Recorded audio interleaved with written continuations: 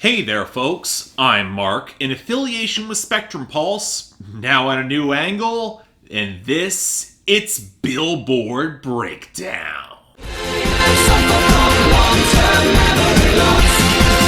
I don't remember. Alright, look, I'm on for what passes as vacation right now, so if the Hot 100 is actually going to oblige me with a pretty easy and slower week, I'm going to be all over that. Not saying it's a good week, although there were a few more surprises here than I think will be noted, and some that might even be promising, who knows? But now back to at least some regularity with our top 10, where to precisely nobody's surprise, Rockstar by DaBaby and featuring Roddy Ricch took control of the number one yet again. The sales matched great streaming, and his radio run is not slowing down. And with that YouTube video set to impact the charts sooner rather than later, this could be a lock for a little bit. Now granted, I still think that Savage by Megan Thee Stallion and Beyonce has a chance to challenge again from number 2, most because she's stable across the board, and with the right video at the right time, this could make a move. Then we got Blinding Lights by The Weeknd at number 3, which still has remarkable staying power even with its radio slowly starting to drip away, but it's gonna face that eventual challenge from Rose's I'm in Beck remix by St. John at number 4, which is making a move on streaming and really surging on the radio right now. Sadly, right behind it is Intentions by Justin Bieber featuring Quavo at number 5, which might be finally losing on the radio, but it's got enough momentum in other channels to weather any sort of real challenge. Then we got Say So by Doja Cat and Nicki Minaj at number 6, which is basically clinging to the radio that's bleeding away, and I don't expect it to last much longer, and that takes us to the expected fallback for The Bigger Picture by Lil Baby down at number 7. Let me make this clear. For as sharply political as this song is,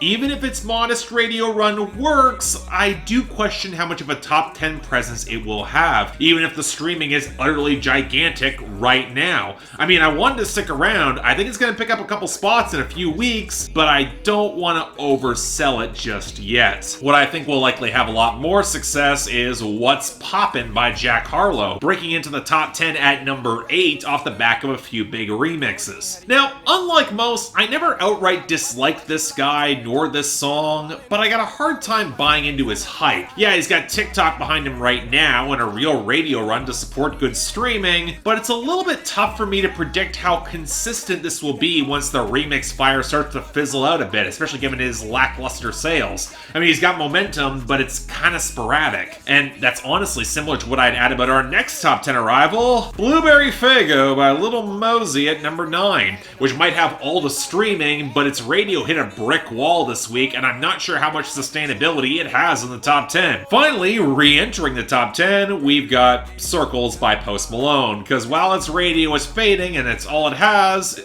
it's just not fading fast enough. But on that note, our losers and dropouts. In the latter category, not much worth mentioning. Heartless by Diplo and Morgan Wallen looks like it will fall short of the year-end list, and Ride It by DJ Regard kind of fizzled out. But our losses are a bit more intriguing, mostly as a consistent indictment of the AstroTurf that 6ix9ine has used to get his hits, with Gooba continuing to collapse at 50, and Trolls with Nicki Minaj having the largest fall-off in Hot 100 history from number 1 to 34. I mean, outside of a nice bit of Schadenfreude there, the rest is pretty routine. Level of Concern by 21 Pilots and In Your Eyes by The Weeknd continue their fall off at 90 and 80 respectively. And off the debuts last week, Go by Kid Laroi and the late Juice WRLD went to 65, Shot of Flow 5 by NLE Choppa collapsed down to 83, and Tommy Lee by Tyler Yahweh featuring Post Malone fell back to 88. No surprise there. Now, I'm a little bit more interested in our gains and returns this week, mostly because to fill in the gap, it seems like Nashville is making some moves. Because not only is More Than My Hometown by Morgan Wallen back at 97, we also have pickups for Why We Drink by Justin Moore at 73, Cool Again by Kane Brown at 78, One of Them Girls by Lee Brice at 81, and in a pleasant surprise, One Night Standards by Ashley McBryde at 87. I mean, we all saw Done by Chris Jansen get a spike off the debut to 76, but after that quarantine-breaking concert he pulled, the title of this song might wind up being applicable after all. But outside of that, I already talked about Jack Harlow. I'm not going to be all that happy that Like That by Doja Cat and Gucci Mane picked up the 72, or that Mamacita by the Black Eyed Peas, Ozuna, and J. Ray Soul rose to 62, even if it might be more linked to the album spike than anything and it might fade away. But what intrigues me the most is Savage Love by Josh 685 and Jason Derulo, rising big off the debut to 43. I mean, I predicted this could stick around, but it's gaining traction fast thanks to the streaming, and if that continues, well, we'll be able to test if that overplay will make this as annoying as I think it just might become. But again, we've got a short list of new arrivals here, and it does not start good because at 99, Bang by AJR.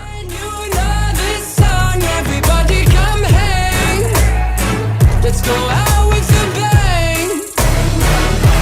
So here's the problem with your review of a band becoming a meme. You become the first person informed whenever they release new material. So I've been aware of this song's fortunes for a while now, especially given its slow climb off the release a couple of months ago. Now, I have also heard some rumblings that this might actually be a finale song for AJR, that the group is going to be taking a step back or even breaking up off of this song. Well, from their social media, we're not that lucky, as the brothers seem to be very active still, but Bang is still an awkward, uncomfortable, transitional song. And even if that was intentional, it doesn't really make for a good listen. The utter lack of groove and slamming the trap snares against that warped electric piano and trumpet line makes the song feel really lumpy, but weirdly underweight. If there is a group that desperately needs some outside production help, it is AJR, especially when you look at the vocal line that tacks on both auto-tune and chipmunk backing vocals. And again, the awkwardness seems to be part of the point. This is a song about finally transitioning from childhood to adulthood, taking that step forward, finally, and then trying to find some long overdue signifiers of maturity, but their signifiers are quinoa, budgets, and taxes. A really hokey cliche of what it means to be an adult. I'd argue the bigger problem is that for a group that's looking to go out with a bang, this song's got no impact whatsoever. It's rickety and clumsy, and all the horn blasts only highlight how lacking in true impact it is. Now, that being said,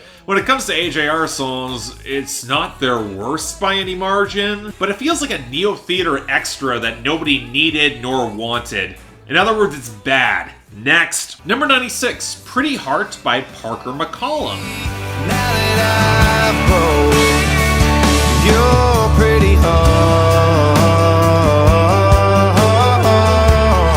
I remember covering Parker McCollum way back in 2017 when he was still independent, and I've been keeping an eye on his slow but steady groundswell coming out of the Texas country scene, mostly courtesy of his signing to UMG. Now, this is his big breakthrough single off of that, and man, I really wish that this was more distinctive. Now, it's not bad. Parker McCollum is a warm and charismatic presence, and in comparison with most mainstream country, the live percussion does complement a pretty basic melody, especially when after the second hook, he'll let in the guitar solo that will wail into the organ. And you know what? I don't actually mind him playing the remorseful guy who wound up wrecking this relationship, especially as, for what he can say, she was all in the right. He screwed up. That's a nice bit of accountability. That being said, there's a weird lack of distinctive punch to this mix, which leaves the song feeling kind of undercooked. I mean, it's not all that distinctive nor memorable, and I know Parker McCollum can make more interesting music than this. I mean, it's not bad, but I'm gonna struggle to remember it.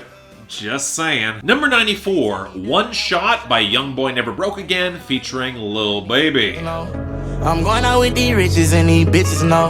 I'm going out past that limit, let my glizzy blow. Okay, so I've come around on YoungBoy Never Broke Again, and with Lil Baby's newest hit, I'm willing to get on board with him too. Again, maybe there was something that would click there. Maybe this new collaboration might actually have some promise, even if it is tied to that new Fast and the Furious movie, and honestly, I can't say it stands out all that much. Another faded, fluttering melody off the piano foundation and a blocky trap beat. The flow and rhyme construction from both artists really feels questionable. unforgettable, and showing how Roddy Ricch's formula is a lot harder to replicate than they might think. And the content is a pretty bleak downward spiral where they take a lot of drugs and they gotta kill people. I mean, I will say that the one version of this song that I found on Tidal was partially censored in a weirdly choppy way, which makes sense given the connection to the action movie franchise. Probably has to be family friendly and all that. But not only does that kind of half neuter the song, do we have any idea when this movie is actually going to come out thanks to all the quarantine? It just seems like a weirdly timed release of a pretty mediocre song to support it, so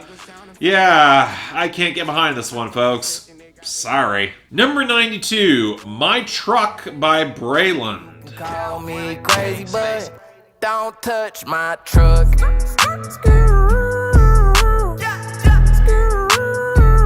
How is this the second bad song I heard via Reputation before actually listening to it this week? So okay, Breland is a country trap act signed to Atlantic, and they've been pushing this song for the past couple of months, and of course it's got a TikTok connection. There's also a Sam Hunt remix in case you want to make your day slightly worse. That being said, I'm not against country trap in principle, but man, if you're gonna do it, it should sound better produced than this. Why are the drum machines so flat and lacking in real punch, with only the bass beat sounding somewhat decent against the guitar? And why does Breland think it's a good idea to go into his falsetto when he actually sounded just fine without all the forced affectations and the skirt vocal effects? And then the content. Look, he says the haters can come after everything he has except his truck, and there's a root to some of those sentiments in country. It's got parallels in hip-hop too, but it's so basic and undercooked that to me it feels like a similar novelty song to what Blanco Brown tried last year. In other words, if it lasts at all, it's going to be because of TikTok. Nothing else. Number 57, Bleed by A Boogie with the Hoodie.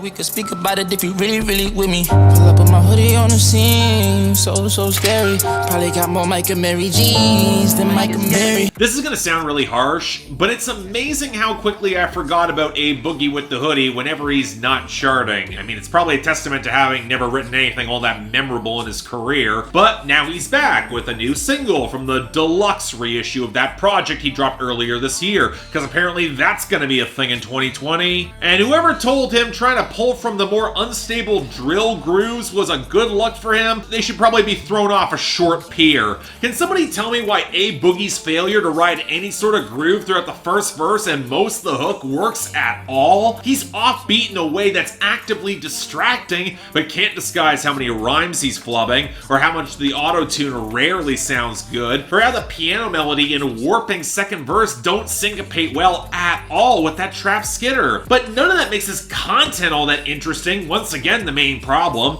A lot of paranoid gunplay, brand name references, the feel that he can't trust anyone in his own crew, and now how he's openly lifting and repeating some of his own punchlines, like that Margiela's reference. I mean, the most likable part of the song is probably the production, kinda damning as it was intended for a Pop Smoke collaboration, where A Boogie would likely still come up short, especially with this flow, because yeah, this is pretty bad too. So next. And finally, number 37, Black Parade by Beyonce.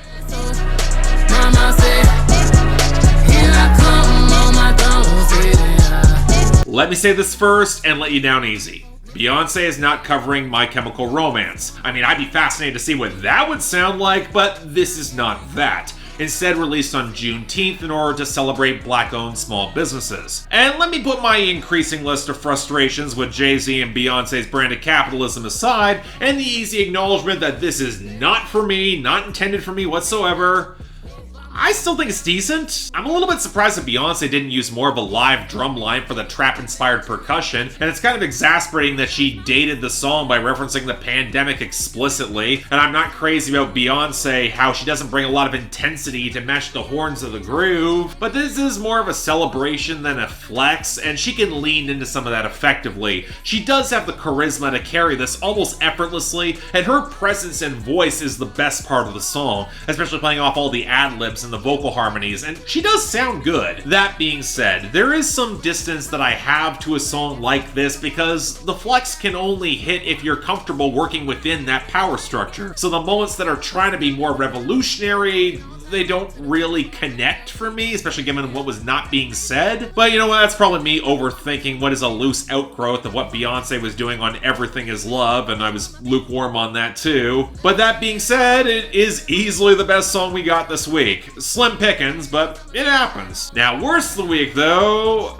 you know, I would say AJR has us in the bag with Bang, but Bleed by A Boogie with the Hoodie made it a lot closer than it should have been. If it wasn't for semi-decent production, it would have been the worst, hands down. But next week, see, I have no idea. A lot of album releases have just dried up, so who knows what's gonna slide in. But until then, I'm Mark, you're watching Billboard Breakdown, affiliated with Spectrum Pulse, and I'll